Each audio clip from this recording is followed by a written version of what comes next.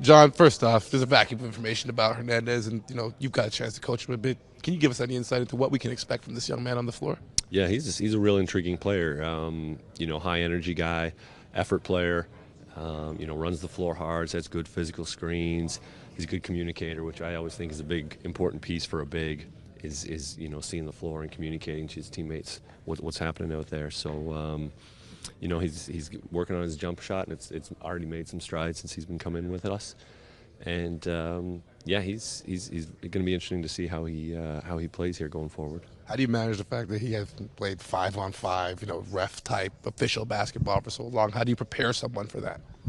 It's the same as with everyone here. It's a big teaching, it's a big teaching week for, a lot of young players. They're getting exposed to a different level of competition, and so we got to make sure that we're, preparing them as best you can. But I would say to watch him play 5-on-5 basketball, you wouldn't think that. You wouldn't get that impression from him. He seems to be very coachable, and he picks things up quickly. What about Lindell? What have you seen so far? Obviously, Canadians are really interested in him.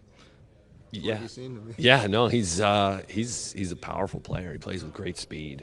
Everything is speed with him. He cuts hard, he comes off ball screens hard, he zips passes to the weak side, and then he really moves fluidly and effortlessly on the floor, but powerfully as well. And he's an interesting guy because of some of the things he can do both on the offensive side of the floor, and he's not afraid to mix it up on defense. And even though he's a guard, he still likes to get in the mix and go in a rebound. So that's huge.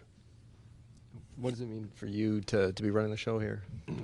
No, it's exciting opportunity. It's always a pleasure when you have an opportunity to represent a world-class organization like ours, and to know that I have the trust of management and our coaching staff, and I've learned a lot from Nick over the years, and he's got a lot of great coaching tips and philosophies that he's shared with me, and we're trying to impart that upon these young players here this week.